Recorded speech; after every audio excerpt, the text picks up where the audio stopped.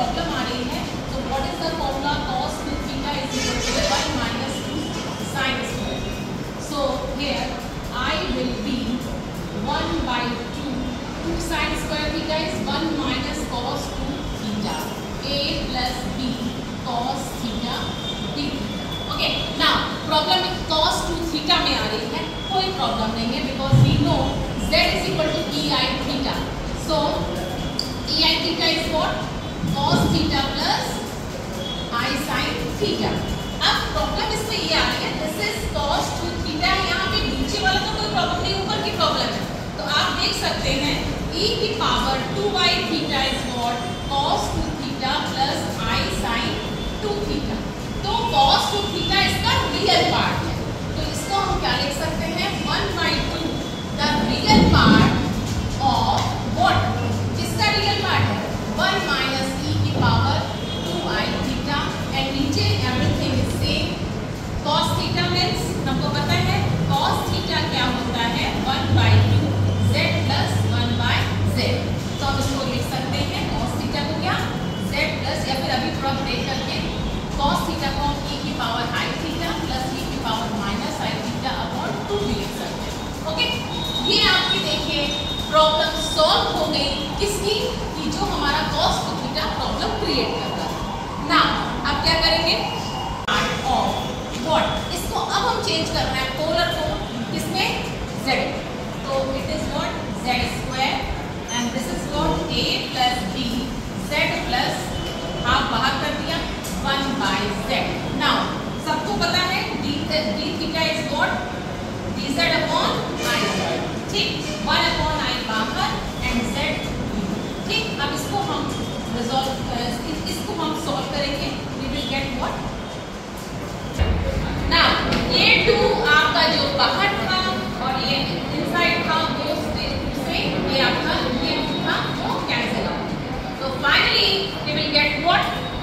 I is equal to real part of 1 upon I integral of 1 minus z square and here bz square plus 2az plus bbz.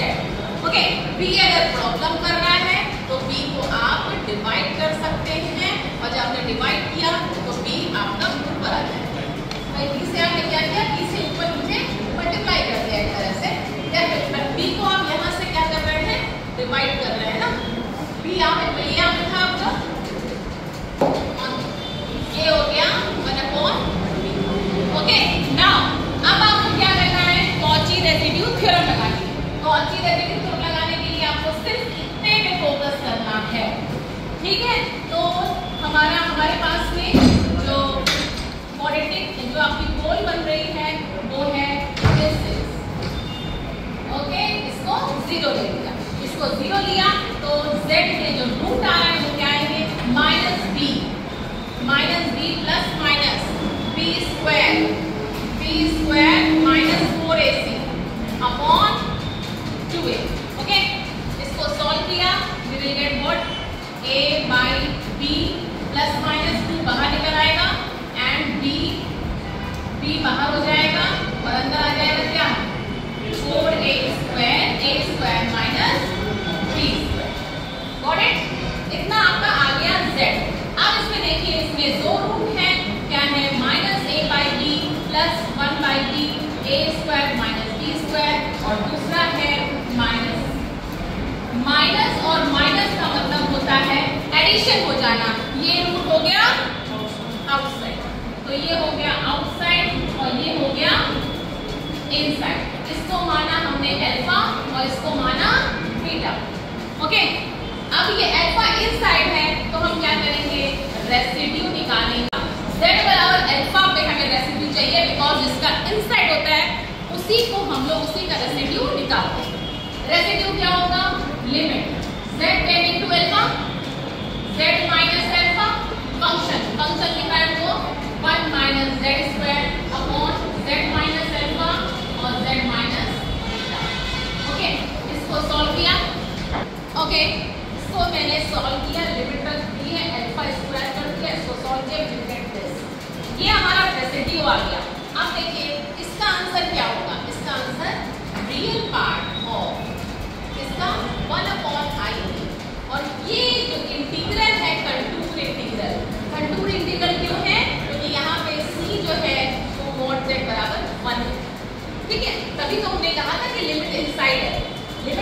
देखने का तरीका क्या था कि a by b, यहाँ पे देखिए b by a is less than 1, या फिर कह सकते हैं a by b is greater than 1, a by b greater than 1 है, इसलिए हमने कहा था ये लिमिट 1 से छोटी हो।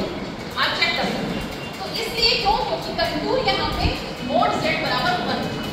Now real part of this, इसका आंसर क्या होगा, कॉची रेसिड्यूज थ्योरम से 2 पाई i सम ऑफ रेसिड्यू, लेकिन रेसिड्यू एक ही है यहाँ पे जो कि क्या है a minus under root a square, जो कि मैंने सॉल्व किया है, ये है, इसमें i कैंसिल हो गया।